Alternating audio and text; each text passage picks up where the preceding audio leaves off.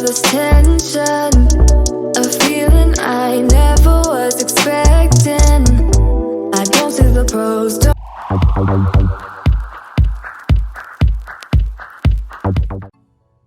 Hey y'all, how y'all doing?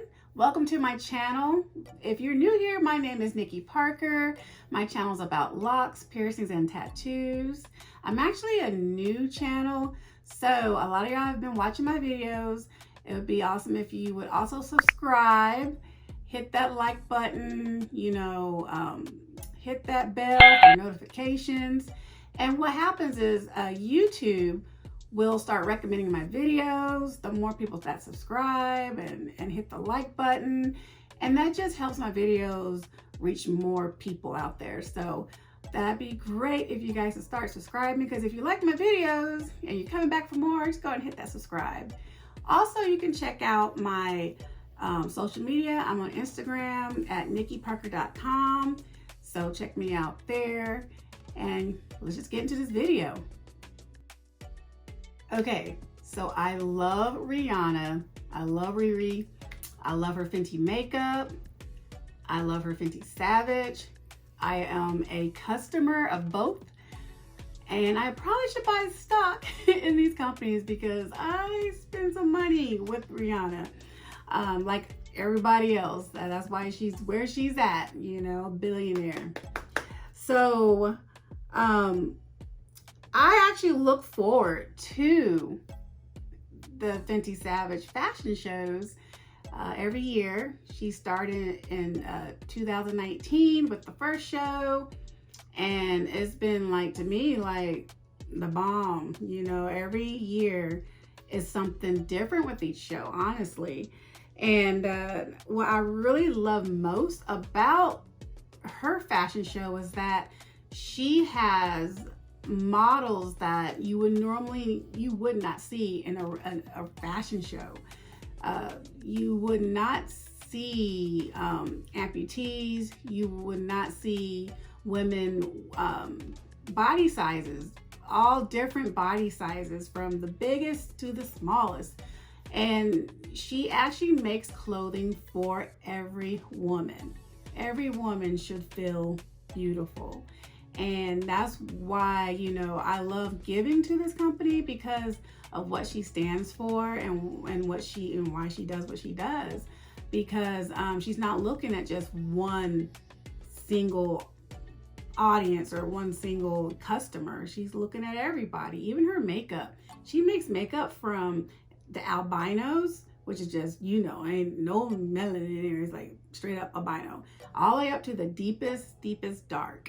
And I think she's probably one of the first to ever do something like that. And so I really, really love watching the show, because she's got amputees, she's got transgenders, she had pregnant women, which was pretty cool. I seen two of them. They might have been more than two, but I seen two, and I really, that was like one of my moments when I was watching the show, watching one of the pregnant women dance.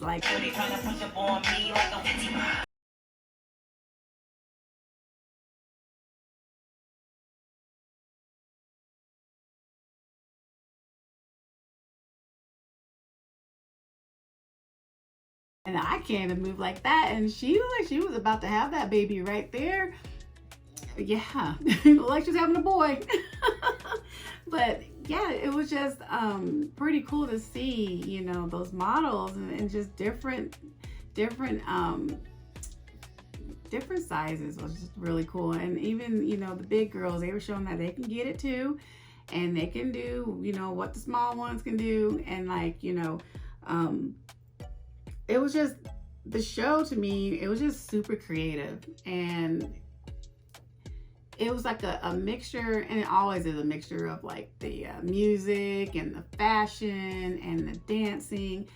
And they have a choreographer named Paris, and she's amazing. And I'm glad that they use her on all the shows. I'm sure they'll continue to do that because they have that bond. But yeah, and if you've never seen it, any of her fashion shows, they're available on Amazon Prime.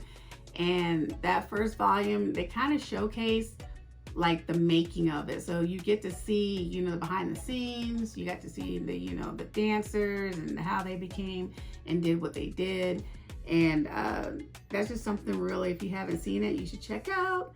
But the show, volume 3, which is what's out now, that released last Friday, it did not disappoint.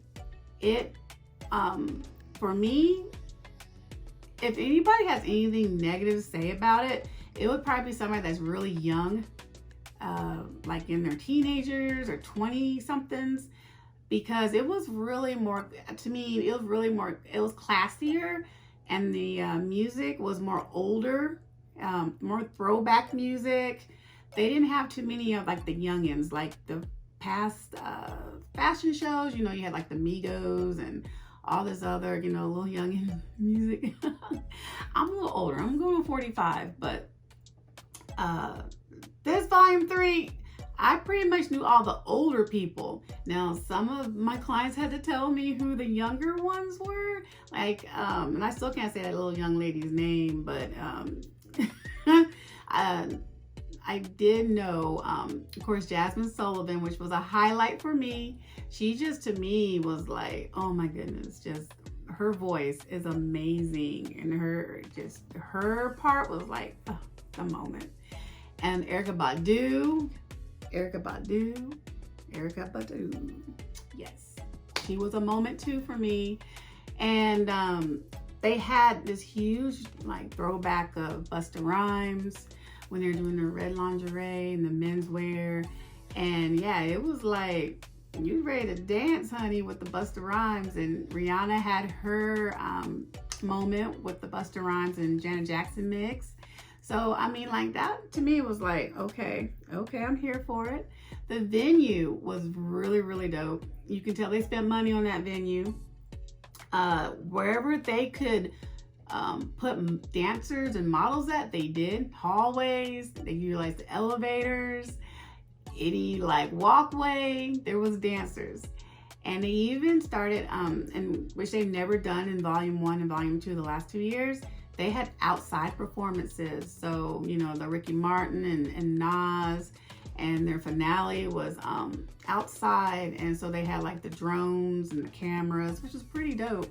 So it was more like very spectacular, you know, big, you know, kind of a finale for Savage Fenty, or Fenty Savage. I got it backwards, Fenty Savage. But yeah, I really, really enjoyed watching the show. I actually watched it several times because my clients wanted to see it. It was something that was being played a lot at the salon. So yeah, so let's get into the controversy. Okay, so now the controversy.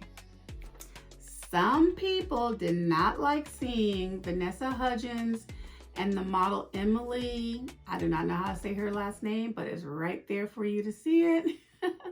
They didn't like seeing these women wearing box braids and cornrows.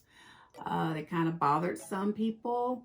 And there were also other non-black models that were also wearing braids. And my opinion is not the most popular opinion on this subject, but I'm just going to give my 2 cents on it. I honestly was not bothered by these women wearing braids. I actually really didn't even notice it, honestly. I just watching the show, but yeah, I was not bothered, and I feel like the style was fit for the show itself.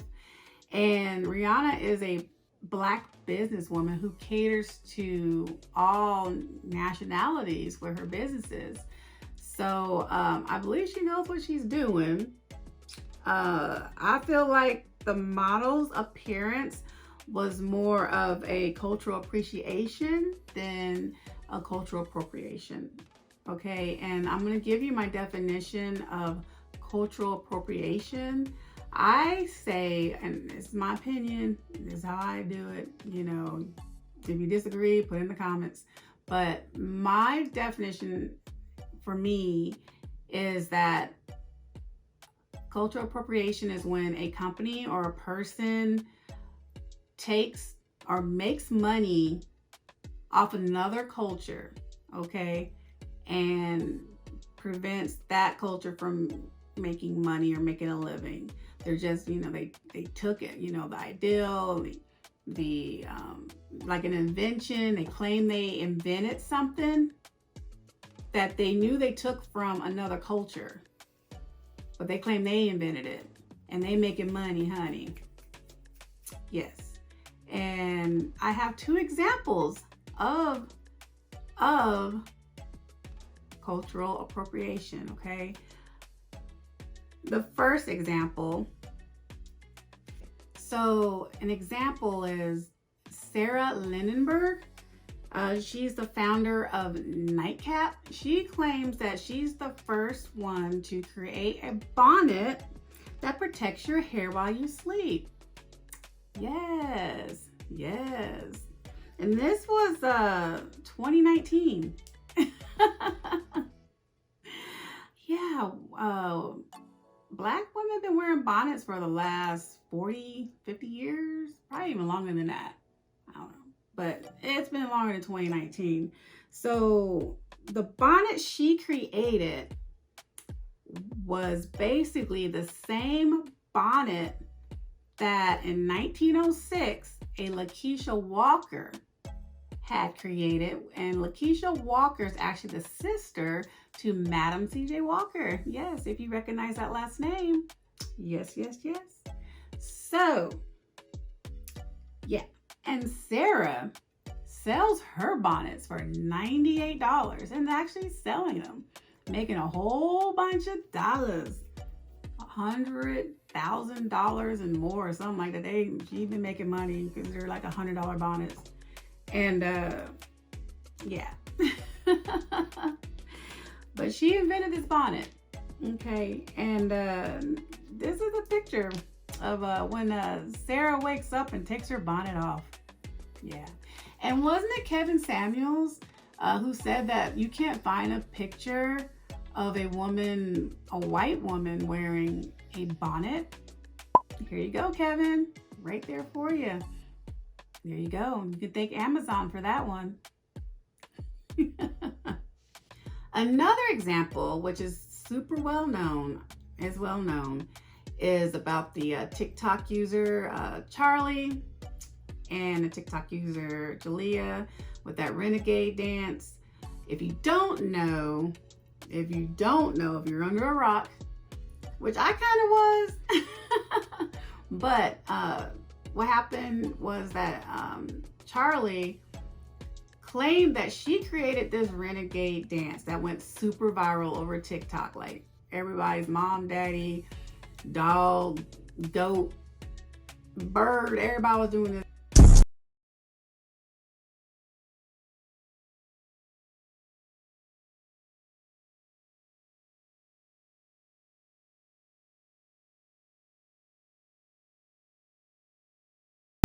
And find out that it actually was not started by Charlie. It was started by a TikTok user named Jalea, who is a Black young lady, she's the one that created it. And actually everybody says does it better, and she do.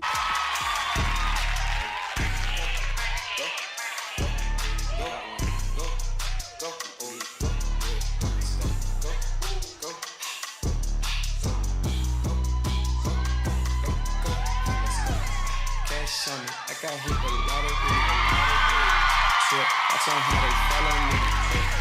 Honey split, yeah, I got a mile on me. Go, let's go.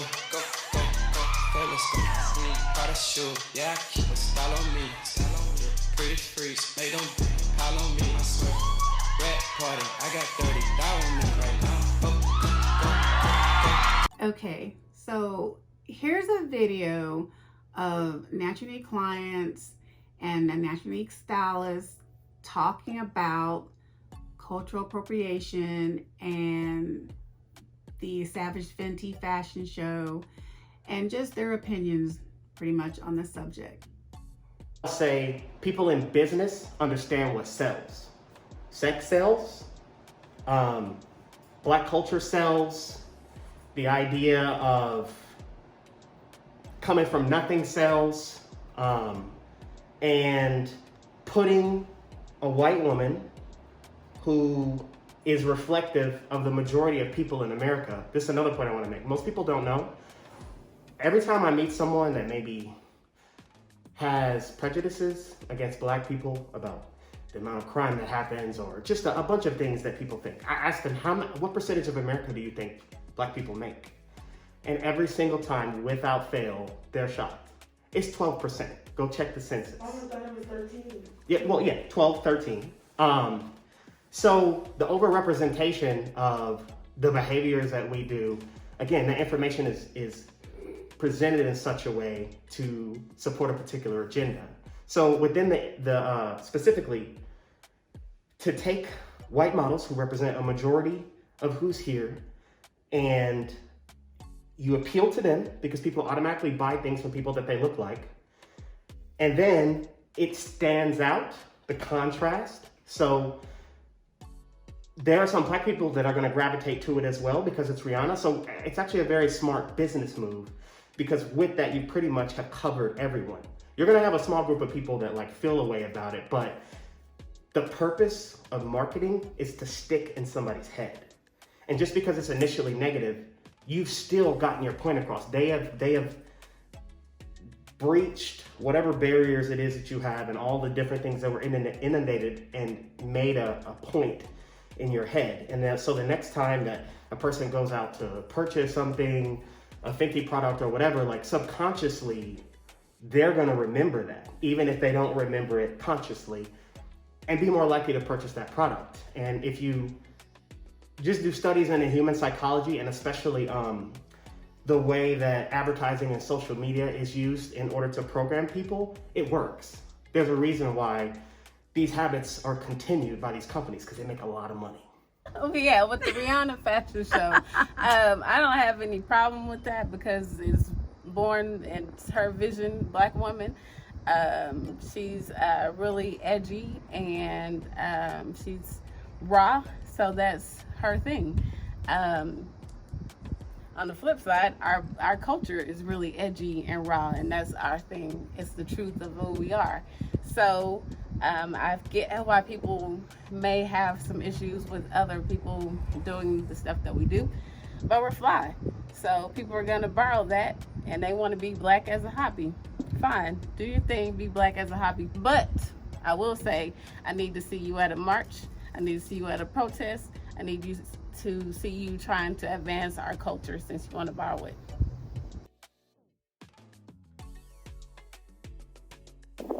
Okay, I feel like it's just a hairstyle, and if it looks good, it looks good. It shouldn't bother anyone. You gotta be rocking it. Right. From a hairstylist point of view, I do feel like sometimes it can take longer. So for me, I do offer braids, but I no longer offer the locks because I feel like for me, it just doesn't make sense business-wise. For me personally, someone else can probably do it faster and it would make sense for them. But in terms of cultural appropriation, I don't really care how people express themselves or what they wear. I'm not really that bothered. I don't think you can find one culture that doesn't admire something about another one. And there are some people who take that too far, but there are some people who have genuine admiration. Personally, if I see something that I think looks funny, I will try to give people the benefit of the doubt. Right. And it's a personal decision about whether you feel like somebody has done something that makes a mockery of what's going on, or they truly have no investment and it's more about a look or clout or whatever else instead of actual genuine admiration for the culture. I start locks at my salon on all nationalities. If you have enough hair, and normally I call them just straight hair locks because there's no curl pattern at all in the hair. I usually prefer clients that actually had their hair lightened or even colored because it kind of, their cuticles roughened up, and it just makes it easier to lock them up. but that's cool if they haven't. If they just got virgin straight hair, we'll go ahead and get them taken care of too. And I have stylists that will braid all nationalities. You know, if they got enough hair to braid, we got you. We can definitely take care of you. We don't turn anybody away at Natural Unique that's wanting to get their hair braided. And definitely, you know, I love starting locks. So if you want to get your hair locked up, I got you. I got you. Because I feel like everyone should be able to express themselves with any hairstyle that they choose. Yeah, a lot of times you're like, oh, it's a lifestyle. Yes, it could be a lifestyle for them too. And then you have people, even you know, Black Americans, you know, African Americans, whatever you want to call it, that just want a hairstyle too. It's not a lifestyle. It's just how they want to look for today. So, you know, nobody should judge anybody of any race for wanting to wear their hair a certain way. And like I said, most of the time it is a cultural appreciation. They like that look and they really want to just, you know, rock that look too. So yeah, everybody should be able to express themselves, definitely. Again, I enjoyed watching the Savage Fenty fashion show. My clients enjoyed watching it at the salon. The show was intended to celebrate Rihanna and her vision of every woman, no matter what she looks like, to feel beautiful. Just to feel beautiful when they wear her clothes. And definitely, I feel like she's accomplished that. So you can check out the Savage Fenty fashion show on Amazon Prime. It's playing now. Definitely, if you haven't, check it out. Thank you so much for watching this video. Remember to subscribe, hit that notification button, the thumbs up. If you have a comment, I would love to hear your thoughts on this video. Thank you again. Bye. Found myself inside all this tension.